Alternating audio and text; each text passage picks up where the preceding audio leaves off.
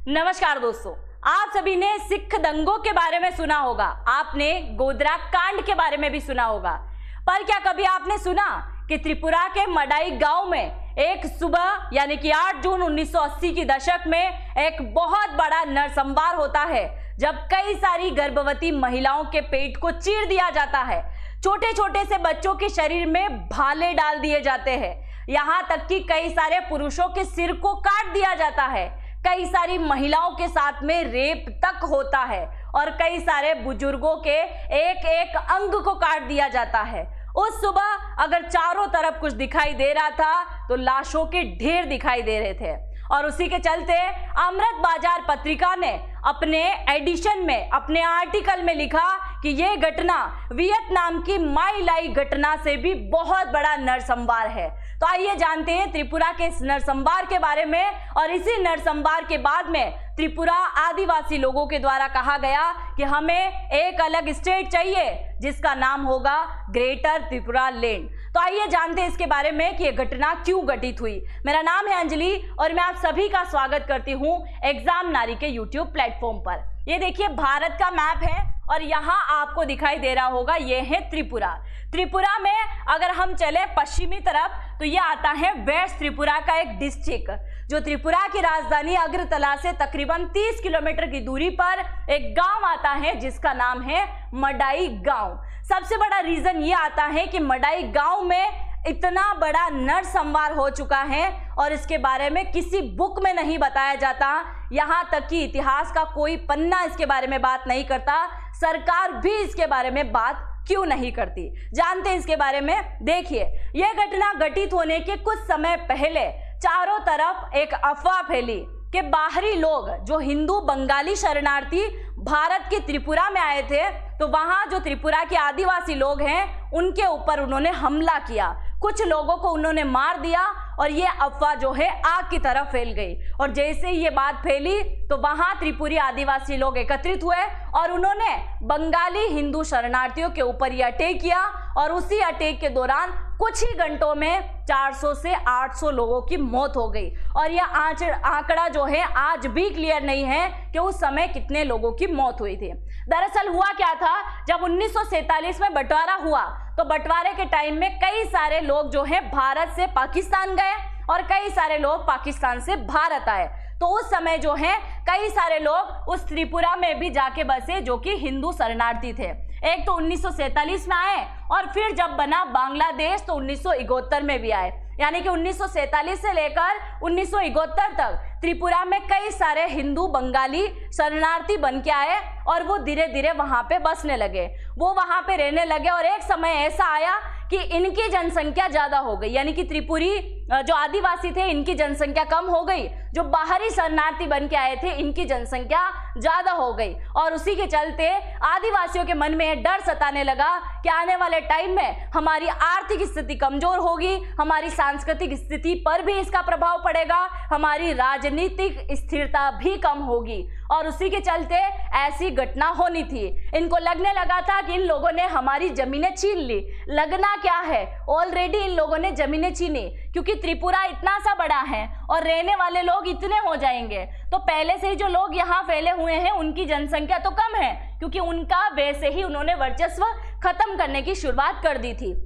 जिसके चलते त्रिपुरी आदिवासी लोगों को लगा उनका रोजगार भी छीन गया, उनकी शिक्षा भी छीन ली और इसके साथ ही आदिवासी समुदाय जो था वो खुद को पीछे महसूस करने लगा और उसके चलते ऐसी घटना घटित होनी ही थी। इसके लिए एक बहुत बड़ा संगठन बना जिसका नाम है TNV, यानी कि त्रिपुरा नेशनल वॉलंटियर्स। इन सभी ने हथियार उठा लिया क्योंकि इन्होंने इससे पहले सरकार के सामने भी इस बात को लेकर गुहार लगाई।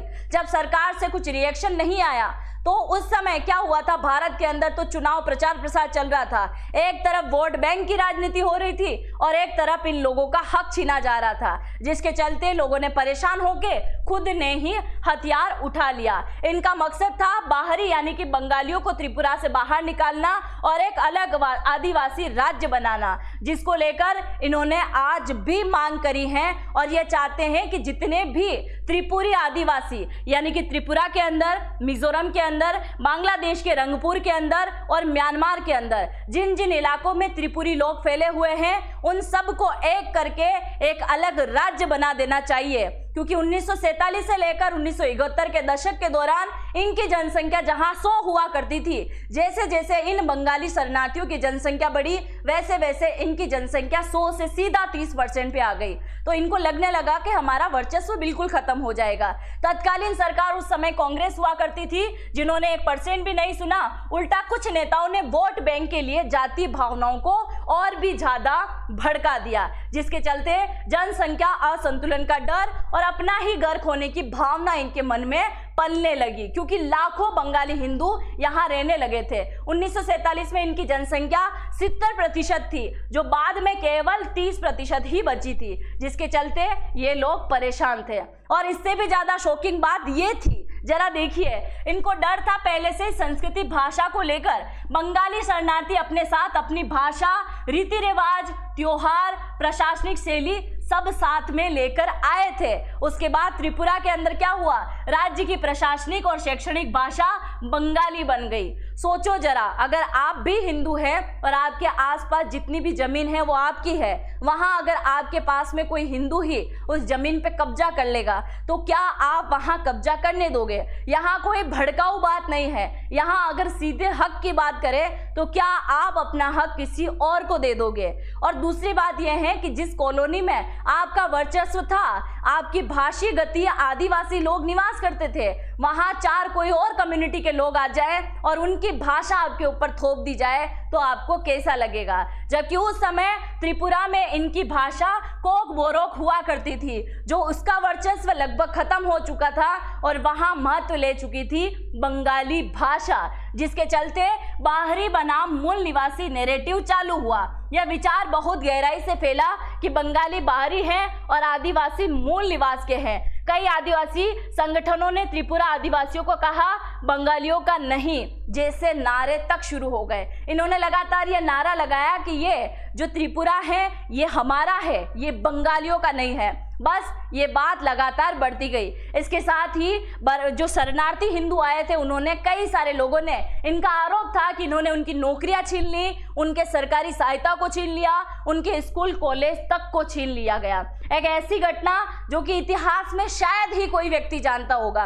क्या इससे पहले आपने कभी इस मडाई जो नरसंहार है इसके बारे में सुना था या नहीं? क्योंकि आज भी कोई भी मीडिया इस बात को कवर नहीं करता है कि उस समय त्रिपुरी आदिवासी लोग कितना ज्यादा परेशान हो गए होंगे, क्योंकि त्रिपुरा पूर्वोत्तर का हिस्सा है और भारत की मुख्य धारा है। मीडिया में पूर्वोत्तर की आवाज ही नहीं थी। कुल मिला के बात यह है कि भारत के जो 7 सिस्टर है आज भी वो कहीं ना कहीं पिछड़े हुए हैं। भारत के उत्तर पश्चिमी राज्यों में जितना विकास आपको देखने को मिलता है उतना काम कभी भी भारत के पूर्वोत्तर राज्य में आपको नहीं देखने को मिलेगा। हो सकता है इन दिनों सरकार ने कुछ काम करवाया हो, पर अगर इधर के राज्यों के साथ में उस साइड के राज्यों के साथ तुलना कर दी जाए तो आज भी वो राज्य कई गुना पीछे है। सरकार ने एक, वो बोलते हैं ना, सोतेले बच्चे होते हैं, उस टाइप का व्यवहार इन लोगों के साथ में किया, तभी तो वहां की आवाज किसी ने आज दिन तक नहीं उठाई और उसी के चलते त्रिपुरी लोग बहुत ज्यादा परेशान हो गए। इन्होंने कहा कि भारत हमारी बात नहीं सुन रहा है।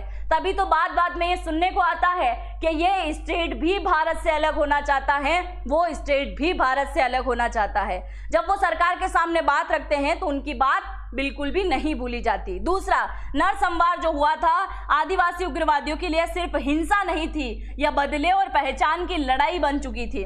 बंगाली परिवारों को चुनकर पूरे गांव को जला देना एक सांकेतिक हमला था। यह हमारी जमीन है, ये तुम्हारी जमीन नहीं है, ऐसा नारा तक दिया गया। और उसके बाद लगातार एक ही डिमांड आती गई कि ये हमारा है और हम सब मिलके वापस से एक राज्य बनाएंगे जिसका नाम हम रखेंगे ग्रेटर त्रिपुरा लैंड। बाकी इन लोगों का आज भी शायद हम कह सकते हैं कि त्रिपुरा में चाहे आज शांति हो, पर अगर इस गांव की हम बात करें, मडाई गांव की, तो आज भी उसकी राख ठंडी नहीं हुई है। जब भी उसका चर्चा निकलती है, जब भी उसकी जिक्र आती है, तब वहां की बात बिल्कुल अलग हो जाती है, क्योंकि कहीं ना कहीं त्रिपुरा का कल्चर खत्म करने की यहाँ कोशिश सी की गई है। यहाँ देखिए कुछ संदर्भ भी देखने को मिलते हैं जिसमें कानून होने के बावजूद भी जमीनों का बाहरी लोगों बंगालियों के पास में जाना रुक नहीं पाया। टीएनपी और अन्य उग्रवादी गुटों ने पाकिस्तान की तरह ही रवैया अपनाया, जिससे पूरी तरीके से इन्हें हटा देना चाहिए। बाकी आप जो भी सोचते हो, क्या ऐसी घटना इनको घटित करनी चाहिए थी? क्या जो हिंदू शरणार्थी भारत के अंदर आए थे, क्या उनके लिए सरकार को उचित व्यवस्था करनी चाहिए थी, या इन त्रिपुरी आदिवासी लोगों के बारे में सोचना चाहिए था जिनकी जनसंख्या लगातार माइनस होती रही है? जो भी आप सोचते हो इनके बारे में जरूर से कमेंट सेक्शन में लिखिएगा, क्योंकि अभी कुछ समय पहले ही मैंने आपको एक वीडियो बना के दिया था जिसमें मैंने आप सभी को बताया था कि त्रिपुरा के अंदर हिंदू बंगाली शरणार्थी तो है ही, पर इसके साथ ही कई सारे अवैध घुसपैठिए भी घुस आए हैं और लगातार ये त्रिपुरा के अंदर घुस आ रहे हैं, जिसकी वजह से त्रिपुरा में अगर 70% गांव हैं और गांव के अंदर अगर 70% जनसंख्या है तो उनमें से 30 ही वहां के लोकल हैं, बाकी 70 जो हैं वो आदिवासी है। अगर 1000 लोगों को आप वहां पे खड़े करोगे तो 1000 में से 700 लोग घुसपैठिए हैं, 300 लोग वहां के लोकल है। इस एग्जाम्पल के साथ आप बहुत अच्छे से समझ सकते हैं कि वो लोग कितना बुरी तरीके से परेशान हुए होंगे। बाकी जनता जनार्दन, आप जो भी सोचते हैं जरूर से कमेंट सेक्शन में लिख के जाइएगा, मुझे आप सभी के कमेंट का इंतजार रहेगा। अगर आप चैनल पर पहली बार आए हैं तो चैनल को सब्सक्राइब करना तो बिल्कुल मत भूलिएगा। हम मिलते हैं नेक्स्ट वीडियो में, तब तक के लिए जय हिंद, जय भारत।